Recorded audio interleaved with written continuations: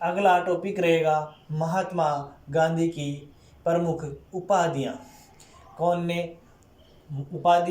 सी उपाधि महात्मा गांधी को प्राप्त हुई और संबोधनकर्ता जो किस समय ये उपाधियाँ मिली थी। अब केसरे हिंद की उपाधि है महात्मा गांधी को प्रथम विश्व युद्ध के समय मिली थी। तो प्रथम विश्व युद्ध के समय महात्मा गांधी को कौन सी उपाधि दी गई थी, वो थी केसरे हिंद की उपाधि। तो भर्ती करने वाला सार्जेंट ये भी प्रथम विश्व युद्ध के समय दिया गया था।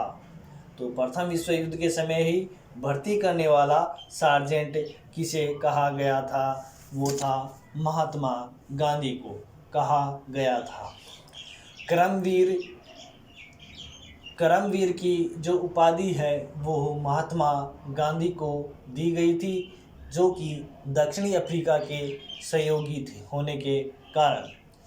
तो दक्षिणी अफ्रीका के सहयोगी होने के कारण उनको करमवीर की उपाधि वो महात्मा गांधी जी को दी गई थी। बापू की उपाधि है वो C.F. एंड्रयूज व जवाहरलाल नेहरू के द्वारा दी गई थी। तो बापू की उपाधि है वो महात्मा गांधी जी को C.F. एंड्रयूज व जवाहरलाल नेहरू के द्वारा दी गई थी। देशद्रोही फकीर की उपाधि विंस्टन चर्चिल ने दी थी। देशद्रोही फकीर की जो संज्ञा है या उपाधि है विंस्टन चर्चिल के द्वारा महात्मा गांधी जी को दी गई थी कि देशद्रोही फकीर महात्मा गांधी जी को विंस्टन चर्चिल कहते हैं। वहीं भिखारियों का राजा पंडित मदन मोहन मालवीय के द्वारा महात्मा गांधी जी को कहा गया है। तो महात्मा गांधी जी को क्या कहा गया, पंडित मदन मोहन मालवीय के द्वारा भिखारियों का राजा। वहीं राष्ट्रपिता की उपाधि है वो सुभाष चंद्र बोस ने दी थी। राष्ट्रपिता की उपाधि है महात्मा गांधी जी को सुभाष चंद्र बोस ने दी थी। अर्धनग्न फकीर की संज्ञा महात्मा गांधी जी को विंस्टन चर्चिल ने दी थी।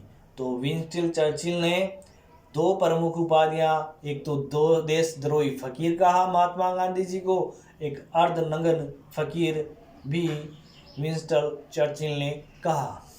One man boundary force Gandhi ji के लिए लॉर्ड माउंटबेटन द्वारा कहा गया है। ये संबोधित किया गया लॉर्ड माउंटबेटन के द्वारा one man boundary of force किसके लिए कहा गया है, महात्मा गांधी जी के बारे में कहा गया है। महात्मा की उपाधि है वो रविंद्रनाथ टैगोर ने गांधी जी को दी थी। महात्मा की उपाधि है रविंद्रनाथ टैगोर के द्वारा गांधी जी को दी गई थी। वहीं अजातशत्रु की उपाधि है वो डॉक्टर राजेंद्र प्रसाद ने दी थी। तो डॉक्टर राजेंद्र प्रसाद ने गांधी जी को कौन सी उपाधि दी थी, वो थी अजातशत्रु की उपाधि है वो गांधी जी को दी थी। ये थे गांधी जी की प्रमुख उपाधियों के बारे में। अगला टॉपिक है ब्रिटिश कालीन जितनी भी समितियां बनी हैं उनके आयोग व वायसराय और उनके उद्देश्य क्या क्या थे।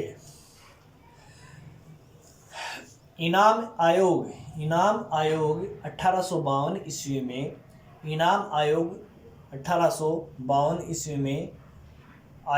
आयोग बना और उसमें वायसराय लॉर्ड डलहौजी थे और उनका उद्देश्य था, इनाम आयोग 1852 का उद्देश्य था कि भूस्वामियों की उपाधियों की जांच हेतु जो गठित किया गया था वो था लॉर्ड डलहौजी के द्वारा इनाम आयोग 1852 ईस्वी में। तो भूस्वामियों की उपाधियों की जांच हेतु जो गठित आयोग था वो उसे क्या नाम दिया गया था, इनाम आयोग 1852 ईस्वी में लॉर्ड डलहौजी के द्वारा। वहीं अकाल पीड़ितों को राहत दिलाने हेतु की गई जो गठित की गई जो आयोग है उसे हम स्ट्रेची आयोग 1880 ईस्वी में स्ट्रेची आयोग आया, जो कि वायसराय लॉर्ड लिटन के समय में आया था। तो स्ट्रेची आयोग 1880 लॉर्ड लिटन के समय अकाल पीड़ितों को राहत दिलाने हेतु गठित की गई थी स्ट्रेची आयोग 1880। वहीं अंटर आयोग 1882 में लॉर्ड रिपन के समय में शिक्षा की प्रगति के पुनरावलोकन हेतु गठित की गई जो समिति थी वो आयोग था वो हंटर आयोग था 1882 ईस्वी में लॉर्ड रिपन के समय। वहीं टकसाल संबंधी जो सुझाव देने हेतु जो गठित की गई आयोग था वो हर्सेल समिति थी। 1893 ईस्वी में हर्सेल समिति गठित की गई 1893 में। उस समय वायसराय थे लॉर्ड लेसडाउन। हर्सेल समिति के टाइम 1893 में वायसराय कौन थे? लॉर्ड लेसडाउन, जो कि टकसाल संबंधी सुझाव देने हेतु गठित की गई थी। वहीं लॉयल आयोग 1897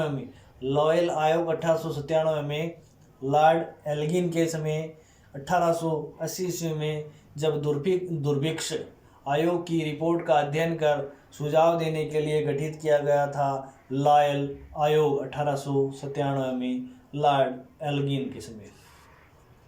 लॉर्ड एल्गिन के समय 1880 के दुर्भिक्ष आयोग की रिपोर्ट का अध्ययन कर सुझाव देने के लिए गठित किया गया था लॉयल आयोग 1897 में। फिर वहीं मैकडोनल्ड आयोग है 1900 ईस्वी में आया लॉर्ड कर्जन के समय। इसमें दुर्भिक्ष पर स्ट्रेची आयोग की रिपोर्ट पर अपना सुझाव देने के लिए गठित किया गया था कि दुर्भिक्ष पर स्ट्रेची आयोग की रिपोर्ट पर अपना सुझाव देने के लिए जो गठित किया गया था वो था मैकडोनल्ड आयोग 1900 में वायसराय लॉर्ड कर्जन के समय।